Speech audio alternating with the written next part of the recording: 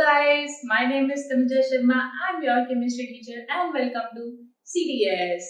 आज हम पढ़ने वाले हैं सोल्यूशन चैप्टर्स बिल्कुल बेसिक से। इससे पहले हमने कंसंट्रेशन टर्म्स को कवर किया था।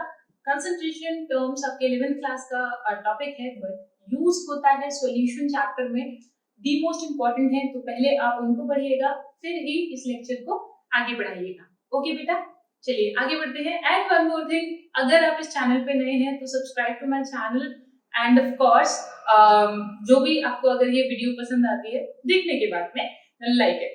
ओके, चलिए बेटा अब चलते हैं, सोल्यूशन चैप्टर स्टार्ट कर रहे हैं। सोल्यूशन चैप्टर में सबसे पहले आता है व्हाट इज सोल्यूशन। सोल्यूशन होता क्या है? आज हम सोल्यूशन की सॉल्युबिलिटी वो हम इसके अंदर डिस्कस करने वाले हैं। ठीक है, सोल्यूशन की सॉल्युबिलिटी मतलब सॉल्युबिलिटी क्या होती है, गैस, लिक्विड, लिक्विड ये सब कुछ। ठीक है, तो सबसे पहले हमें जानना पड़ेगा किसके बारे में? सॉल्यूशंस के बारे में। What is solution? सोल्यूशन है क्या? बताओ, ये मैंने क्या लिखा है इसको मत देखो, तुम बताओ सोल्यूशन क्या होता है? Solution is a homogeneous mixture. Homogeneous mixture का मतलब क्या होता है? देखो, it is a homogeneous mixture.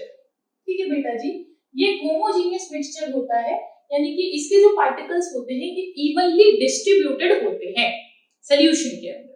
Okay, अब एक चीज बेटा ध्यान रखिएगा, आपको यहाँ पर ना सॉल्यूशन है, सॉल्यूशन के बाद एक कोलॉइड्स आप पढ़ेंगे, वो काफी बाद में है, सरफेस केमिस्ट्री में पढ़ते हैं, बट अभी आपको डिफरेंस जान लेना है।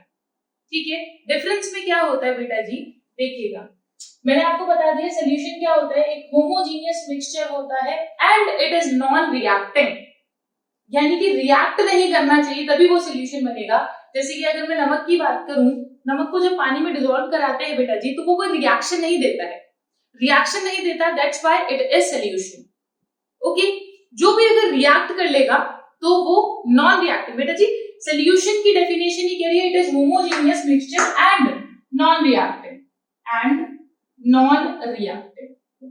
तो आपको ये दो इसके एस्पेक्ट याद रखने हैं सॉल्यूशन के, कि होमोजेनियस है एंड नॉन रिएक्टिव। ओके, चलो आगे बढ़ते हैं। बेटा जी जो पार्टिकल साइज के बेसिस पर अगर देखा जाए, यानी कि आपको पता है सॉल्यूशन दो चीजों से मिलकर बनता है, एक होता है सल्यूट यानी जिसको डिसॉल्व कराया जाता है, और एक होता है सॉल्वेंट जिसमें भी हम डिसॉल्व कराते हैं, और मिलकर ये दोनों क्या बना देते हैं बेटा जी? सॉल्यूशन। और सॉल्यूशन की क्या प्रॉपर्टी है वो मैंने अभी आपको बताया, होमोजेनियस होना चाहिए, और क्या होना चाहिए बेटा जी? नॉन रिएक्टिव मिक्सचर होना चाहिए। ठीक है, जिसकी एक सर्टेन लिमिट तक जिसकी जो कंसंट्रेशन है वो वेरी कर सकती है। ओके, चलिए आगे चलते हैं। देखिएगा बेटा जी, अब ये सल्यूट है, सॉल्वेंट है, इन दोनों को जब भी आप मिलाओगे तो क्या बनेगा? सॉल्यूशन मिलेगा। अब बेटा अगर पार्टिकल साइज बहुत छोटा है, यानी कि 1 से लेके 10 एंगस्ट्रॉम तक, तब तो वो सॉल्यूशन है। अगर आपका जो पार्टिकल साइज है वो इससे अबव हो, यानी कि 10 एंगस्ट्रॉम से लेकर 1000 एंगस्ट्रॉम तक, तो उसको हम बोलते हैं बेटा जी कोलॉइड्स। क्या बोलते हैं? कोलॉइड्स, जिसको हम कंप्लीटली स्टडी करेंगे सरफेस केमिस्ट्री में। ठीक है, और एक होता है बेटा जी जिसका 1000 एंगस्ट्रॉम से भी अबव होता है, और उसको हम बोलते हैं सस्पेंशन। बेटा जी आज हम बहुत सारी छोटी छोटी टर्म्स सीखेंगे, आपको ये टर्म्स याद रखनी है टू स्ट्रेंथन योर बेसिक्स। इससे ऐसे कोई डायरेक्टली क्वेश्चन नहीं आएगा, बट आपको आगे का चैप्टर समझने के लिए आपको ये टॉपिक, मतलब ये जो बेसिक्स है ये अच्छे से आने चाहिए। ओके, इजी सा है, बहुत इजी है। चलिए अब आगे बढ़ते हैं बेटा जी। ये मैंने बता दिया on the basis of particle size, यानी पार्टिकल साइज छोटा है, बहुत छोटा है। जैसे जब मान लीजिए आप पानी है, पानी के अंदर आप नमक को डिसॉल्व कराते हैं, तो जब डिसॉल्व कराते हैं तो क्या बिना पानी पिए आप ये बता सकते हैं कि उसके अंदर नमक है या नहीं? नहीं बता सकते। क्यों नहीं बता सकते बताओ? क्योंकि नमक के पार्टिकल्स आपको नजर नहीं आ रहे हैं, दिख नहीं रहे हैं। लेकिन वहीं पर अगर मान लीजिए मैंने पानी में मिट्टी को मिला दिया, ठीक है, सैंड को मिला दिया, तो आप आराम से देखकर बता सकते हो ना इसमें मिट्टी है, ये पानी नहीं पिएंगे हम, इसमें सैंड है, बता देते हो ना। या फिर पानी में कुछ भी डल जाए तो आपको पता चल जाता है कि अच्छा इसमें ये चीज है, अब इसको पीना नहीं है। तो वो क्या हो गया, जिसका पार्टिकल साइज बड़ा होता है वो हो गया सस्पेंशन। जैसे आपके पानी में कुछ भी गिर जाए, कुछ भी, मक्खी मच्छर एनीथिंग, आप पियोगे पानी? नहीं ना, वो पार्टिकल साइज क्या है, बड़ा है बहुत। Okay, that's what suspension. Done, clear. चलो आगे चलते हैं। इतनी बात हो गई बेटा जी। अब यहाँ पर सबसे पहले एक बात समझिएगा, जो हमारे सॉल्यूशंस होते हैं उसको हम कई तरीके से डिवाइड कर सकते हैं। जैसे कि हम सॉल्वेंट, अगर मान लीजिए हमारा सॉल्वेंट जो है वो एक्वस है तो एक्वस सॉल्यूशन हो सकता है। अगर हमारा सॉल्वेंट नॉन एक्वस है, मान लीजिए जो सॉल्वेंट है वो अल्कोहल है, तो वो अल्कोहल यानी कि नॉन एक्वस सॉल्यूशन बनेगा। समझ रहे हैं मेरी बात? और एक दो टाइप से हम और डिवाइड कर सकते हैं। इसको हटा देते बच्चे। अब सॉल्यूशन को हम दो तरीके से कह सकते हैं। एक तो बेसिकली होता है एक्वस सॉल्यूशन और एक होता है नॉन एक्वस सॉल्यूशन।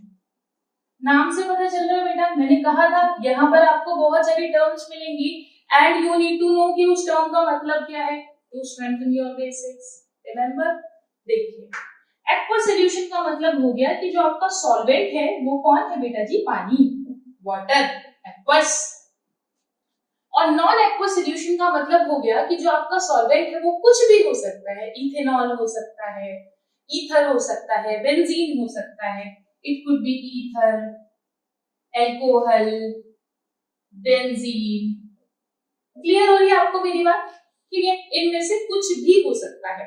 तो वो क्या हो गया बेटा जी आपका non aqueous solution. Are you getting my point? समझ आ रहा है? ठीक है, चलो आगे चलते हैं। अब बेटा जी मैं आगे सॉल्यूशन को दो पार्ट में और डिवाइड कर सकती हूँ, सैचुरेटेड, अनसैचुरेटेड। सैचुरेटेड अनसैचुरेटेड के लिए पहले मुझे ये जानना पड़ेगा कि आपको ये पता है ना कि सल्यूट क्या होता है, सॉल्वेंट क्या होता है। याद करिए अपनी 9th क्लास 10th क्लास पढ़ा था, उसमें सॉल्यूशन जब पढ़ते हैं तो सल्यूट और सॉल्वेंट तो पढ़ेंगे ही ना। बताइए व्हाट इज सल्यूट? सबको पता है? बोलो बोलो, जल्दी बोलो, क्या होते हैं बेटा जी सल्यूट? जिसको डिसॉल्व कराते हैं, ओके, वो है सल्यूट। जिसमें डिसॉल्व कराते हैं वो है सॉल्वेंट।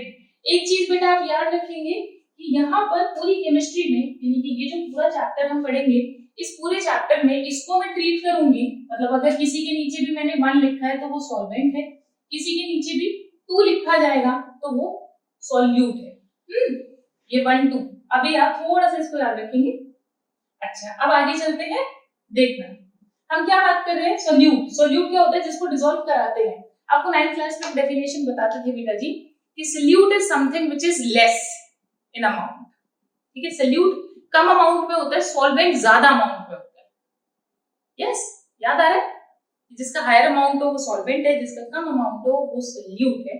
अब यहीं पर मैं आपसे एक क्वेश्चन पूछती हूँ कि बताइए बच्चा कि अगर मान लीजिए मैंने 100 ग्राम चीनी को लिया और 1 लीटर पानी में डिसॉल्व किया। 100 ग्राम चीनी होती है बेटा लगभग इतना, मुट्ठी भर से थोड़ा ऊपर, ठीक है, ऊपर मुट्ठी कर लो, ठीक है। तो इतनी जो होगी 100 ग्राम चीनी होगी, आपने 1 लीटर पानी में डाला तो घुल जाएगी ना, डिसॉल्व हो जाएगी, राइट? ठीक है, वो डिसॉल्व हो गई। अब बेटा जब तक चीनी डिसॉल्व होती रहेगी, मान लो तुमने और चीनी डाली, तुम्हें चीनी कम लग रही है थोड़ा, आपने और चीनी डाल दी, तो तब तक तो होता है अनसैचुरेटेड सॉल्यूशन। यानी कि जब तक चीनी डिसॉल्व होती रहेगी, तब तक तो जो सॉल्यूशन बनेगा that would be unsaturated solution. Clear? Okay, अच्छा, यानी यहाँ पर बना आपका सॉल्यूशन। और कौन सा सॉल्यूशन बना बेटा जी? शुगर सॉल्यूशन कह सकते हैं। अब बच्चा, अब मुझे एक बात बताइए, मान लीजिए मैंने 1 किलोग्राम चीनी ली 1 लीटर पानी में, मुश्किल होगा घोलना? बोलो, डिसॉल्व करा पाना मुश्किल होगा या नहीं होगा? है ना, 1 किलोग्राम चीनी ज्यादा होगी, पानी कम हो गया उसके कंपैरिजन में, है ना बेटा जी? तो आपको डिसॉल्व कराना मुश्किल हो गया। समझ रहे बेटा जी? ये यहाँ पर अनसैचुरेटेड बताया था मैंने, ठीक है। अब समझिएगा बेटा, अब अगर मैं यहाँ पर आपसे क्वेश्चन पूछूं, इसको बाद में लेकर जाएंगे, सैचुरेटेड सोल्यूशन होता है जब घुलना बंद कर दे, चीनी जब घुलना बंद कर दे वो आपका सैचुरेटेड सोल्यूशन होता है। जब घुलती रहे यानी कि आप सोल्यूट को डालो और सॉल्वेंट उसको डिसॉल्व करा ले, तब तक क्या है बेटा जी आपका अनसैचुरेटेड। ओके, जब डिसॉल्व होना बंद हो जाए वो पॉइंट क्या है आपका सैचुरेटेड सोल्यूशन। अब यहाँ पर आते हैं वापस से बेटा जी, ये सैचुरेटेड अनसैचुरेटेड का कॉन्सेप्ट हमने काफी पढ़ा है class 11 ionic equilibrium, that means equilibrium. Okay, चलिए यहाँ पर आए बेटा जी। अब एक बात बताओ, ये मान लो मैंने यहाँ पर 4 किलो चीनी ले ली और 1 लीटर पानी है, तो डिसॉल्व कराना तो बड़ा मुश्किल हो जाएगा, है ना, होगी नहीं डिसॉल्व। अब मुझे एक बात बताओ, मान लो मैंने 10 किलो चीनी ले ली और 1 लीटर पानी है, तो मुझे यहाँ पर काफी सारी चीजें मैं एक साथ बता रही हूँ आपको, सैचुरेटेड अनसैचुरेटेड बता दी, सॉल्यूट और सॉल्वेंट की डेफिनेशन चल रही है अभी।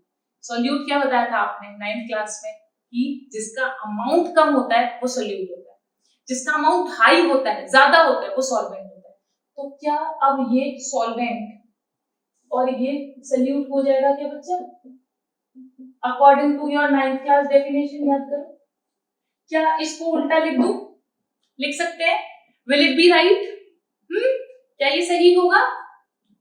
नहीं, ये बिल्कुल भी सही नहीं होगा, क्योंकि बेटा जी जो डेफिनेशन है वो अपनी जगह ठीक है, but there is a condition that liquid phase will always act as solvent. Okay, you need to remember that. अब अगर कोई आपको इस सवाल में फंसा दे तो आपको बताना पड़ेगा उसे कि नहीं, सॉल्वेंट हमारा हमेशा कौन होगा बेटा जी? लिक्विड होगा। ये वाटर था और ये शुगर था, ठीक है। सॉल्वेंट हमेशा कौन होगा? हमारा लिक्विड ही होगा। Am I clear to you? Okay, तो अभी तक हमने क्या पढ़ा है? सबसे पहले समराइज करते हैं। हमने पढ़ा है व्हाट इज सॉल्यूशन। क्या था सॉल्यूशन? एक होमोजीनियस मिक्सचर होता है। होमोजीनियस मतलब कि particles are evenly distributed and it is non reacting also. अगर रिएक्ट कर जाए तो फिर ये सॉल्यूशन नहीं रहेगा। डन? चलिए आगे बढ़े। सॉल्यूशन की डेफिनेशन जस्ट हमने खत्म करने के बाद हमने क्या देखा था बेटा जी? क्या देखा था, याद करके बताओ। सॉल्यूट सॉल्वेंट, क्या होता है सॉल्यूट एंड क्या होता है सॉल्वेंट, हमने ये देखा था, ठीक है। बता दिया मैंने, जिसका अमाउंट कम है वो सॉल्यूट है, जिसका अमाउंट ज्यादा है वो सॉल्वेंट है। 9th क्लास वाला बिल्कुल सही है, but you need to remember that liquid will always act as solvent. Okay done, आगे बढ़े। हाँ, तो बेटा जी यहाँ पर फिर हमने देखा सॉल्यूशन हमारा दो तरीके का, कह लो 3-4 तरीके का आप आराम से कह सकते हो, बिकॉज हम आगे और भी डिविजन्स करेंगे बेटा जी। Saturated unsaturated on the basis of this thing कि कितना सॉल्यूट डिसॉल्व हो पा रहा है। अगर ज्यादा डिसॉल्व हो रहा है मतलब कि देखिए ऐसे समझिए, मान लीजिए आपको भूख लगी है, अब भूख लगी तो आपने छोले भटूरे आपने एक भटूरा खा लिया, ठीक है। आपको अभी भी भूख लगी है, आपने दूसरा भटूरा खा लिया, ठीक है। आपको अभी भी भूख लगी है, आपने तीसरा खा लिया, आप पेट भर गया है लेकिन मन नहीं भरा। आप जब चौथा खाओगे ना बेटा जी, अभी तक आप क्या थे? जब तक दूसरे पर थे, जब तक आप अनसैचुरेटेड थे, भूख लगी थी आपको। जब आप तीसरा खाओगे तो आप क्या हो? सैचुरेटेड हो, आपका पेट भर चुका है, यू आर सैचुरेटेड, ठीक है। और अगर आप बहुत ज्यादा खा लोगे तो you will be right super saturated.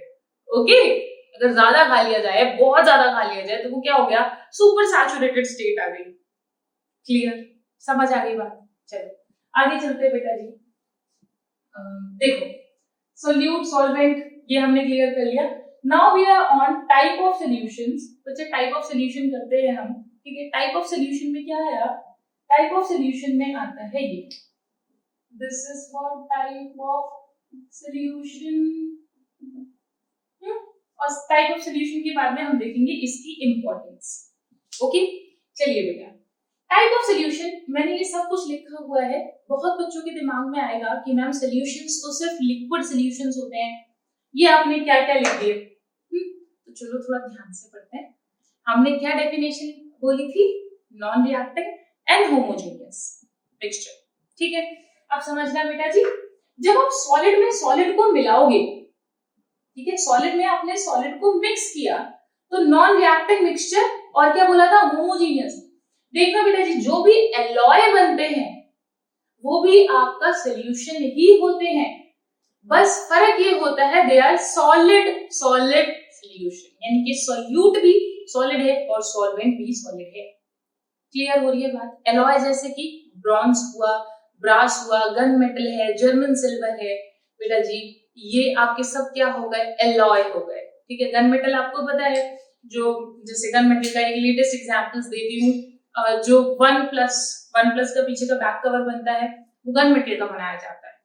ठीक है, ब्रॉन्ज आपको पता है, ब्रास पता है, ब्रास इज पीतल। ठीक है, चलो आगे चलते हैं। जब आप लिक्विड को डिसॉल्व करा रहे हो सॉलिड में, आपने लिक्विड को डिसॉल्व कराया बेटा सॉलिड में, तो अमलगम्स बनते हैं। अमलगम्स जैसे कि सोडियम अमलगम, आप देखिए, आप Hg को आप Na में डिसॉल्व करा दीजिए, Na में मिक्स कर दीजिए। ठीक है, तो एक सेमी सॉलिड टाइप बन जाता है, पूरा सॉलिड भी नहीं होता, पूरा लिक्विड भी नहीं होता, वो क्या होता है? अमलगम बन जाता है बेटा जी हमारे। तो जितने भी अमलगम्स हो गए वो ये हो गए। गैस को सॉलिड में क्या कराइए? एडसॉर्ब कराइए बेटा जी, एडसॉर्प्शन में पूरा पढ़ेंगे हम, आप पढ़ते थे ना H2PT H2PD, याद करिए 11th class last chapter hydrocarbons. ठीक है, वहां पर पढ़ते थे। ये इसका एग्जांपल हुआ। सॉलिड के अंदर अगर लिक्विड के अंदर अगर आप सॉलिड डिसॉल्व कराते हो तो सॉल्ट सॉल्यूशन है, यूरिया सॉल्यूशन है, शुगर सॉल्यूशन है ना? कोई भी लिक्विड ले लीजिए और आप उसको डिसॉल्व करा लीजिए। मान लीजिए ग्लूकोज को आप डिसॉल्व करा लो पानी के अंदर, ग्लूकोन डी बन गया। ठीक है, पी के शक्तिशाली हो जाओ, तो वो क्या हो गया? वो भी एक एग्जांपल हो गया इसका, है ना? अच्छा देखो, लिक्विड को लिक्विड में इसको कोई कैसे भूल सकता है? लिक्विड को लिक्विड में क्या, जैसे कि अल्कोहल को पानी में डिसॉल्व कराते हैं, डिसॉल्व कराना कह लो या फिर डालना कह लो, ठीक है, कुछ भी कह लीजिए आप। तो वो क्या हो गया बच्चा आपका? वो क्या हो गया? Liquid solutions. ठीक है, डन। आगे बढ़ते हैं बेटा जी। अब आता है आपका गैस एंड लिक्विड। जो गैस एंड लिक्विड है, इसका मतलब आपने गैस डिसॉल्व कराई है लिक्विड में। जैसे कि बहुत बड़े example cold drinks, cold drinks में कौन सी गैस डिसॉल्व होती है? CO2 गैस डिसॉल्व होती है किसमें? कोल्ड ड्रिंक के अंदर। कुछ नहीं होता कोल्ड ड्रिंक में, और CO2 होता है, पानी होता है और शुगर होती है, बस चीनी पानी गैस, यही है कोल्ड ड्रिंक। कोई भी कोल्ड ड्रिंक उठा लो, सम फ्लेवर्स ऑफ कोर्स, और फिर सम केमिकल्स, प्रिजर्वेटिव्स, वही पिलाते हैं मॉम सबको। आज आगे बढ़ते हैं बेटा जी। ये हो गया हमारा, यहाँ देख लो मैंने ऊपर लिखा हुआ है सॉल्यूट कौन है, सॉल्वेंट कौन है। जब आप सॉलिड को गैस में डिसॉल्व कराते हो तो I2 वेपर आता है बेटा जी, मतलब इसका एग्जांपल क्या हो गया? I2 वेपर्स, आयोडीन वेपर्स जो होती है एयर के अंदर। देखना बेटा, जो आपकी सॉल्वेंट हो गया, सॉल्वेंट मतलब कि ये जो एयर है, एयर को हमने क्या डाल दिया? एयर को क्या मान लिया बच्चा? हमने एयर को सॉल्वेंट मान लिया, आप इसीलिए उसको गैस कह रहे हैं। और उसमें जब आयोडीन की वेपर्स बनती है तो वो क्या बन गया? I2 vapours in air. आगे चलते हैं लिक्विड इन गैस, जैसे कि ह्यूमिडिटी, ह्यूमिडिटी एयर के अंदर, तो यही तो होता है ह्यूमिडिटी। और क्या है? लिक्विड कितना प्रेजेंट है अभी एयर के अंदर, मॉइस्चर कितना प्रेजेंट है, ह्यूमिडिटी को यही तो कहते हो कि मॉइस्चर कितना प्रेजेंट है एयर में। आगे बढ़ते गैस इन गैस क्या हो गया? एयर हो गया। अब बेटा जी ये जो आपको मैंने अभी बताया है, ये just to make you understand, ये जो बताया है it is just to make you understand कि बेटा जी जो हमारे सॉल्यूशंस होते हैं they are of various types. सिर्फ जो आप मानकर बैठे हो कि सॉल्यूशन पानी में ही बनेगा, तो ऐसा नहीं है। मैंने अभी आपको बताया था, अगर सिर्फ पानी वाली बात करते हो आप तो एक्वस, नॉन एक्वस बेंजीन में ले लो, ईथर में ले लो, एल्कोहल में ले लो, ओके। और अगर हमेशा लिक्विड ही सोचते हो तो आ जाओ इसे देख लो, ये भी सॉल्यूशन ही है सबके सब। ठीक है बच्चा, बस फर्क इतना है कि आपको ना ये एग्जांपल्स या कुछ रटना नहीं है, इस टेबल में से आप कुछ भी लर्न नहीं करना। ऐसी बिल्कुल एक सेम टेबल कोलॉइडल सॉल्यूशन में आएगी, वहां से आपका सवाल बहुत पूछता है, यहां से आपसे कोई एग्जांपल नहीं पूछने वाला है। ठीक है बेटा, it is just to make you understand, okay. चलो आगे चलते हैं बेटा। इसमें से हमें इस पूरे चैप्टर में किस किस की बात करनी है? हमें लिक्विड की बात करनी है और हमें सॉलिड लिक्विड की बात करनी है, हमें इन दो को ही बहुत अच्छे से, और गैस लिक्विड इनकी बात करनी है। यानी कि हम पूरी तरह से इस चैप्टर के अंदर फॉलो करेंगे इन तीनों, बाकी ना हम इनकी बातें करेंगे ना हम ऊपर वालों की बातें करेंगे। ठीक है, ये पूरे चैप्टर में हम इन तीनों की बात करेंगे, यानी सॉलिड को लिक्विड में डिसॉल्व करना, लिक्विड को लिक्विड में, और गैस को लिक्विड में। Clear, done. सिलेबस पता चल गया इसमें से क्या पढ़ना। ओके, चलिए आगे चलते हैं बेटा, आगे चलते हैं। अब बेटा हमने अब सॉल्यूशन देख लिया है क्या होता है, उसके टाइप देख लिए हैं, तो हम आगे बढ़ते हैं। ये टाइप ऑफ सॉल्यूशंस भी हमने कवर अप कर लिया है। Next we are on importance of solutions. ठीक है, सॉल्यूशन का इंपॉर्टेंस देखते हैं। इंपॉर्टेंस क्या है बेटा? थोड़ी बहुत इंपॉर्टेंस तो तुम्हें भी बताओगे? नहीं नहीं, मैं बताऊंगी। एक तो सबसे बड़ा इंपॉर्टेंस होता है बेटा जी जो इंजेक्शंस बनाए जाते हैं या इंजेक्शंस लगाए जाते हैं। जब भी इंजेक्शन लगाया जाता है बेटा जी, तो आपको पता है इंजेक्शंस दो तरह के होते हैं, एक होता है आईवी, एक होता है आईएम। ठीक है, इंजेक्शंस आईवी और आईएम, ये होता है इंट्रामस्कुलर। ठीक है, जैसे मसल्स में लगाया जाए, यहाँ पे लगा दे, तो ये हो गया आईएम इंजेक्शन। लेकिन अगर कोई आपके वेन में इंजेक्शन लगाए, वेन्स में, तो वो होता है आईवी। ठीक है, क्लियर। अब बेटा जी क्योंकि ये सीधा सीधा जाके ब्लड में मिलेगा, ये जो आईवी इंजेक्शंस होगा वो सीधा वेन में मिलेगा, तो वो सीधा जाके कहाँ मिलेगा? ब्लड में मिलेगा। तो उसका कंसंट्रेशन, जो आप इंजेक्शन का कंसंट्रेशन लेते हो, डोंट वरी, मैंने नोट्स में सब कुछ लिखा हुआ है। ठीक है, तो अभी मुझे आई डोंट थिंक यहाँ पे लिखवाने की जरूरत है, आप बस पॉइंट को समझ लें अच्छे से और आपको ये नोट्स में मिल जाएगा। ठीक है, चलिए तो बेटा कहाँ थे हम? आईवी पर। ठीक है बेटा, तो देखो जब आईवी इंजेक्शंस को हमें लगाना है, वेन में लगाना है, तो आपका जो ब्लड प्लाज्मा है उसका जो कंसंट्रेशन है वही सेम कंसंट्रेशन उस आईवी, उस इंजेक्शन का भी होना चाहिए। ओके, इसके लिए सॉल्यूशन बहुत ही इंपॉर्टेंट है, क्योंकि concentration term, again concentration term आ गई कि उसकी कंसंट्रेशन क्या होनी चाहिए? हमारा जो ब्लड प्लाज्मा है उसके सिमिलर होनी चाहिए। ठीक है, अभी आपको पता है कोरोना वायरस चल रहा है, सभी को ब्लड प्लाज्मा की जरूरत पड़ रही है जो भी रिकवर हो रहे हैं कोविड से। ठीक है, तो वहां पर भी क्या चाहिए बेटा जी? कंसंट्रेशन क्या लेंगे? सेम बनाएंगे, सेम कंसंट्रेशन दूसरे इंसान के ब्लड में ट्रांसफर करेंगे। क्लियर हो रही है बात? ठीक है, डिफरेंट कंसंट्रेशन नहीं करना। आगे चलते हैं बेटा जी, ये मैंने इंजेक्शंस का बता दिया, चलो ये एक बता दिया। दूसरी बेहद ही इंपॉर्टेंट चीज है जो बेटा जी वाटर है। वाटर के अंदर आपको पता है कि जो हार्डनेस है वो प्रेजेंट होती है, और इसके अंदर बहुत सारे आयंस प्रेजेंट है, जैसे F- है, नाइट्रेट है। ठीक है, बहुत सारे आयंस प्रेजेंट होते हैं। तो अगर F- का जो कंसंट्रेशन है, F- का जो कंसंट्रेशन है बेटा जी, वो मान लीजिए आपका 1 ppm, ठीक है, 1.5 ppm से ज्यादा हो जाए, यानी कि 1.5 ppm से ज्यादा हो जाए, तो जो टीथ होते हैं वो मोल्टेड हो जाते हैं। मोल्टेड, मोल्टेड का मतलब होता है बेटा जी कि जो टीथ होते हैं वो येलो कलर के हो जाते हैं, व्हाइट नहीं रहते। तो अगर कोई जगह है जहां पर सभी के टीथ येलो है, तो इसका मतलब या उनके जो पानी है उसमें फ्लोराइड आयन का कंटेंट बहुत ज्यादा है। ठीक है, more than 1.5 ppm। Done, clear. अच्छा बेटा, अब नेक्स्ट पॉइंट की तरफ बढ़ते हैं, which is really very very important for you, उसको मैं लिखवाऊंगी। दैट पॉइंट इज कि जब आप सॉलिड सॉलिड सॉल्यूशंस बनाते हो, जब भी बेटा जी आप सॉलिड सॉलिड सॉल्यूशन बनाओगे, तो सॉलिड सॉलिड सॉल्यूशन में क्या बनेगा बच्चा? एलॉय बनेगा। ठीक है, एलॉय बनेगा।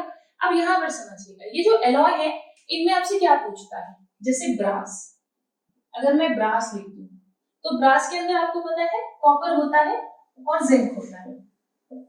ठीक है, कॉपर एंड जिंक।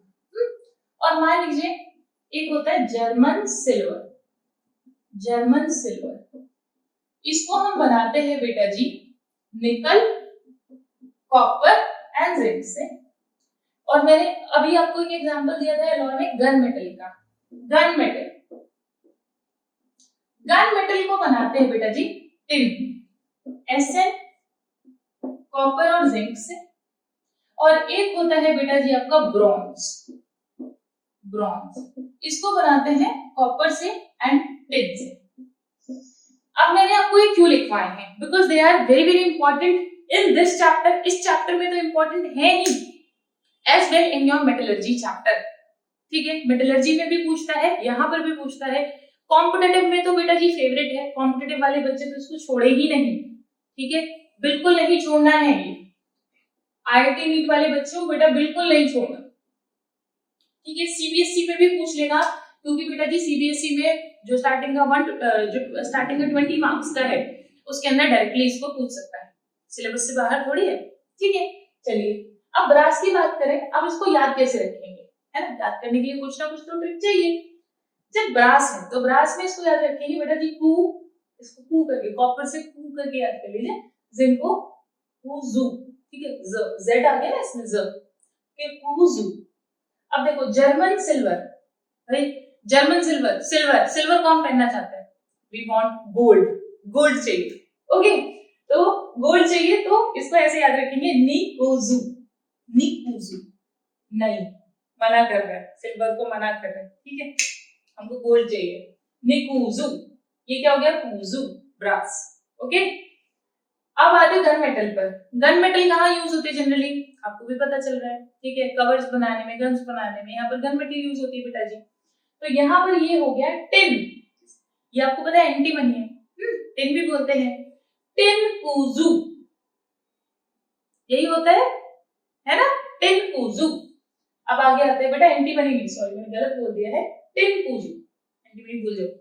अब आगे है बेटा जी ब्रॉन्ज, जो ब्रॉन्ज है, ब्रॉन्ज में क्या हो गया, कूजू, सॉरी नहीं, ब्रॉन्ज जो हो गया वो कॉपर और टिन हो गया, इसको आप याद कर लो, इसका मैंने कुछ नहीं बनाया, ठीक है। जो लास्ट ऑप्शन बचता था वो ब्रॉन्ज ही बचता था, तो ये चार ही हैं जो आपसे पूछेगा घुमा फिरा कर, तो इसको याद कर लो, कूजू, निकूजू, टिनकूजू, ठीक है। ऐसा लग रहा है जैसे नोबिता और वो क्या था, नोबिता एंड शिजुका, उसके कार्टून से कुछ नाम उठा लिए, नाम उठा लिए चलो ठीक है, आगे बढ़े।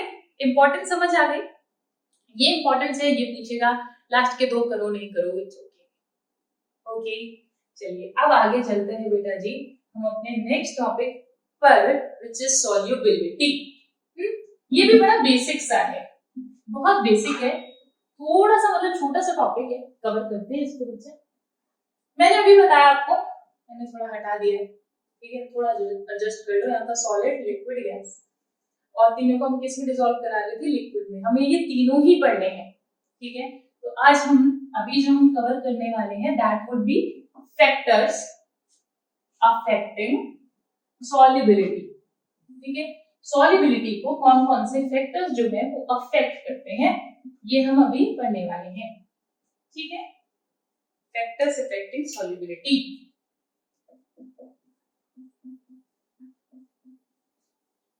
Factors affecting solubility, okay. देखिए सबसे पहला फैक्टर जो आता है, ठीक है, देखो सॉल्युबिलिटी हमें किस किस की पढ़नी है, मैंने बताया था, सबसे पहले था solid in liquid, solid in liquid की, और एक पढ़नी थी हमें liquid in gas in liquid की। लिक्विड इन लिक्विड को बेटा अच्छे से बाद में डिस्कस करेंगे, पूरा पूरा डिस्कस करेंगे उसको, ठीक है। तो सबसे पहले आते हैं बेटा जी यहाँ इनमें दोनों में, ठीक है, फैक्टर्स आर सेम। सबसे पहले आता है आपका नेचर ऑफ गैस, ठीक है, nature of gas, nature of, यहाँ पर ये जो सॉलिड है बेटा इसका नेचर, ठीक है, नेचर, यहाँ पर भी आपका है ना नेचर,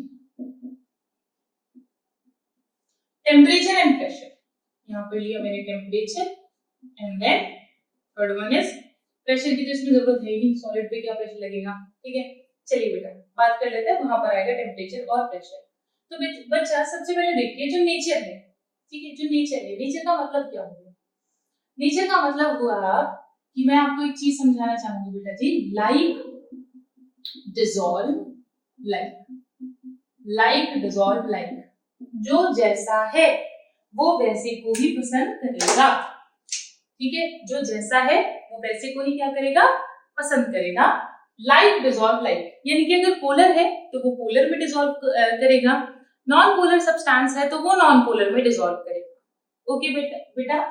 यहाँ पर एक कंडीशन आपको ध्यान रखनी है कि जो भी मैं सॉलिड यहाँ पर लूंगी that solid should be non volatile, ये नॉन वोलेटाइल होना चाहिए। नॉन वोलेटाइल का मतलब देखिए बेटा दो चीजें होती है, एक होता है वोलेटाइल, एक होता है नॉन वोलेटाइल। सब में इंक थी और अब किसी में भी इंक नहीं है देखिए वोलेटाइल मतलब होता है जो वेपर फेज में चला जाता है, that is volatile. And non volatile is जब आप हीट अप करो उसको तो वो वेपर फेज में ना जा पाए। जैसे कि मान लीजिए पानी है, पानी में आपने नमक डाला हुआ है, जब आप हीट अप करोगे पानी को तो आपका जो पानी है वो तो उड़ जाएगा, लेकिन नमक तो वहीं रह जाएगा ना। अरे वहीं रह जाएगा ना भाई, नमक इसी प्रोसेस से तो बनाया जाता है, यही प्रोसेस तो होता है। तो सोचो ना, गांधी जी ने नमक बनाया था, ठीक है, नमक कानून तोड़ा था उन्होंने, नहीं नहीं हम तुम्हारी बात नहीं मानेंगे अब, ठीक है। तो क्या था वो, ऐसे ही तो बनाया था उन्होंने, गड्ढे खोद दिए, पानी आया, वो इवापोरेट हुआ और नमक बन गया। क्लियर, ठीक है। अब वो नमक क्या था, नॉन वोलेटाइल था। ओके, लिख देते हैं इसको, पूरा कंप्लीट लिखते हैं बेटा जी, non volatile. Okay, and liquid should be volatile. Okay clear, आगे बढ़ते। लाइक डिसॉल्व लाइक, यानी कि जो पोलर है वो ही पोलर में डिसॉल्व होगा, पोलर डिसॉल्व इन पोलर। जैसे कि NaCl जो होता है बेटा जी वो डिसॉल्व हो जाता है पानी में। क्लियर, बात समझ आ रही है, लाइक डिसॉल्व लाइक। अच्छा बेटा, अब कुछ बच्चों के दिमाग में आ रहा होगा कि मैम फिर चीनी क्यों डिसॉल्व हो जाती है पानी में, बताओ, कोई बता सकता है चीनी क्यों डिसॉल्व होती है पानी में? अरे भाई चीनी तो कोवेलेंट है ना, तो पानी में डिसॉल्व क्यों हुई? चलो मुझे कमेंट सेक्शन में बताना क्यों डिसॉल्व हुई, दिमाग पर थोड़ा जोर डालो और बताना। चलो आगे चलते हैं, लाइक डिसॉल्व लाइक मैंने बता दिया आपको, ठीक है, NaCl इन वाटर है। चलिए आगे चलते हैं बेटा जी। देखिए अब एक चीज आती है जिसको हम बोलते हैं टेम्परेचर। टेम्परेचर कैसे अफेक्ट करता है बेटा? आपकी जब आप सॉलिड को किसी लिक्विड में डिसॉल्व कराते हो तो there are two type of reactions, एक एक्सोथर्मिक होती है, एक एंडोथर्मिक होती है, ठीक है। अगर एक्सोथर्मिक रिएक्शन है, एक्सोथर्मिक यानी कि हीट निकल रही है ऑलरेडी, अगर हीट निकलेगी तो टेम्परेचर बढ़ाने पर सोल्यूबिलिटी कम हो जाएगी। इसका बहुत बढ़िया एग्जांपल है जब व्हाइट वॉश होती है बेटा जी, तो जब चूने को पानी में डाला जाता है तो हाई अमाउंट ऑफ हीट निकलती है। उस टाइम पर अगर आप उसका टेम्परेचर बहुत हाई कर दो या फिर उसका टेम्परेचर थोड़ा भी बढ़ाओ बेटा जी, तो रिएक्शन क्या हो जाएगी, रिवर्स जाने लगेगी और सॉल्युबिलिटी कम हो जाएगी। यही सेम चीज हम ली चैटलियर प्रिंसिपल में भी पढ़ते थे, ठीक है बेटा। अगर एंडोथर्मिक है यानी कि अगर हीट रिक्वायर्ड है, एंडोथर्मिक है तो थर्मिक तो टेम्परेचर बढ़ाने पर सोल्यूबिलिटी, हाँ बोलो, बढ़ जाएगी। भाई इसका सिंपल सा एग्जांपल है, शरबत बना लो, नींबू पानी बना लो, वैसे भी बहुत गर्मी हो रही है, ठीक है, तो कैसे बनाओगे, क्या लोगे, सबसे पहले पानी लोगे, यानी कि सबसे पहले क्या लिया, सॉल्वेंट लिया, इसीलिए उसको 1 लिया था हमने। फिर आपने क्या किया, उसमें चीनी डाली, वो क्या है, सल्यूट है, इसलिए उसको 2 लिया था क्योंकि बाद में ले गया, बाद में आ रही है चीनी, ठीक है, आपने डाला। अब आप उसको डिसॉल्व करा लो, डिसॉल्व हो रही है तो वो क्या बन रही है, क्या बन रहा है, डिसॉल्व हो रही है तो अनसैचुरेटेड सॉल्यूशन, ठीक है, चलो अनसैचुरेटेड सॉल्यूशन बन गया। अब आगे चलो, अब तुम एक बात बताओ, तुमने और चीनी डाली, तुम्हें स्टर करना पड़ता है ना उसको, चीनी थोड़ी देर में डिसॉल्व होती है, और अगर तुमने जल्दी डिसॉल्व करनी तो फटाफट उसको गैस पर रख दो, आइस क्यूब्स डाल लेना बाद में। जब आप उसको गैस पर रखोगे तो you will increase the temperature, और टेम्परेचर बढ़ाने पर सॉल्युबिलिटी बढ़ जाएगी, because it needs what, temperature. जिस भी रिएक्शन को टेम्परेचर चाहिए उसको टेम्परेचर दे दीजिए, ठीक है। अगर आप उसको टेम्परेचर दे दोगे बेटा जी तो वो सॉल्युबल जल्दी हो जाएगी, है ना। और अगर आप उसको टेम्परेचर, मान लीजिए एक्सोथर्मिक है, हीट निकल रही है उल्टा, तो बिल्कुल मत देना क्योंकि उसकी डिमांड नहीं है टेम्परेचर। ओके डन, क्लियर, बताओ, चलो वेरी गुड, आगे बढ़ते हैं। ये हमने यहाँ पर सीख लिया, प्रेशर तो भाई काम ही नहीं करेगा, सॉलिड है, सॉलिड पे तो प्रेशर काम ही नहीं करेगा। अब आते हैं बच्चा गैस एंड लिक्विड पर। गैस एंड लिक्विड का क्या बेहतरीन एग्जांपल था हमारे पास, CO2 इन वाटर, ठीक है, और I can say cold drink, कुछ है थोड़ी बेटा, कोल्ड ड्रिंक में सिर्फ CO2 है, CO2 गैस है, शुगर है और चीनी है, शुगर है और चीनी नहीं, शुगर है और वाटर, ठीक है, कार्बोनेटेड बेवरेज इसलिए बोलते हैं। हाँ, तो बेटा जी जब आप CO2 को पानी में डिसॉल्व करा रहे हो तो आपको यहाँ से एक चीज तो बहुत बढ़िया क्लियर हो गई कि CO2 पानी में इसीलिए डिसॉल्व हो रही है because both are what nature same है दोनों का, यानी कि जिनका भी नेचर सेम होगा वही आपस में क्या होंगे बेटा जी, डिसॉल्व हो पाएंगी। क्लियर हो रही है बात, वही डिसॉल्व हो पाएंगी बच्चा, क्योंकि हमें क्या बनाना है, हमें क्या बनाना है भाई, नॉन रिएक्टिव मिक्सचर बनाना है, हमें रिएक्शन नहीं करवानी है ना, हमें रिएक्शन थोड़ी ना करवानी है, हमें तो सोल्यूशन बनाना है। अच्छा अब आगे आते हैं, ये तो नेचर की बात हो गई। दूसरी चीज बहुत ही इंपॉर्टेंट, टेम्परेचर। बेटा टेम्परेचर वाला फैक्टर दोनों में सेम लगेगा बिल्कुल, ठीक है, कि अगर एंडोथर्मिक है तो वही आप टेम्परेचर दे दीजिए, सॉल्युबिलिटी बढ़ जाएगी, एक्सोथर्मिक है तो टेम्परेचर कम कर दीजिए, सॉल्युबिलिटी बढ़ जाएगी। ठीक है बच्चा, चलो अब आगे बढ़ते हैं। Next thing is pressure. Third is बेटा जी प्रेशर। बेटा जी आप मुझे खुद बताइए, ये हमारे पास ये एक वेसल है, इस वेसल में पानी है, ठीक है, पानी है। अब मुझे क्या बनाना है, मुझे कोल्ड ड्रिंक बनानी है, मैंने चीनी भी इसके साथ डाल दी है। अब मैं लाई ऊपर से CO2 और मुझे CO2 उसके अंदर डिसॉल्व करानी है। तो बेटा जी गैस को डिसॉल्व कराना है मुझे इसमें, तो मुझे गैस पे प्रेशर लगाना पड़ेगा ना। बताओ, गैस पर प्रेशर लगेगा तभी तो गैस इसके अंदर लिक्विड में डिसॉल्व कर पाएगी। यानी कि ये जो गैस है इस पर मुझे क्या अप्लाई करना है बेटा जी, प्रेशर अप्लाई करना है, and higher amount of the pressure will I will apply, ठीक है, and higher the amount will dissolve in the liquid in the liquid. ठीक है, जितना ज्यादा आप प्रेशर अप्लाई करोगे उतना ज्यादा वाटर के अंदर जो गैस है वो डिसॉल्व हो पाएगी। बताइए क्लियर, बात समझ आ गई? ओके, तो ये हो गया हमारा प्रेशर का भी पॉइंट खत्म हमने कर लिया है। तो यानी कि मैंने आपको सॉलिबिलिटी में कुछ पॉइंट्स पढ़ाए हैं, नेचर है, ठीक है, नेचर है और टेम्परेचर है, यहाँ पर नेचर टेम्परेचर प्रेशर है। ओके क्लियर, ठीक है, समराइज कर ले। हमने सोल्यूशन के बारे में जाना, सोल्यूशन को जानने के बाद में हमने धीरे धीरे क्या किया है, हम आगे बढ़े हैं, कुछ टर्म्स हमने देखी हैं, टाइप ऑफ सोल्यूशन देखा है।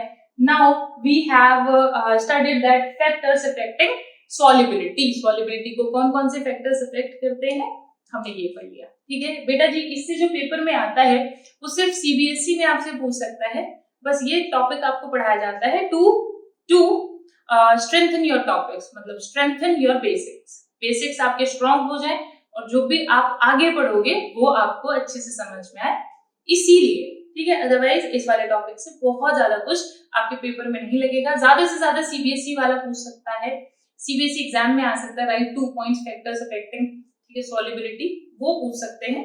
कंपटीशन में ये नहीं आएगा, कंपटीशन में ये वाला पार्ट आप एक्सपेक्ट कर सकते हैं, कोई रिएक्शन देके या आयनिक के साथ में मिक्स करके पूछ ले, ठीक है, वो कॉम्पिटिटिव में मिक्सिंग को कराएगा।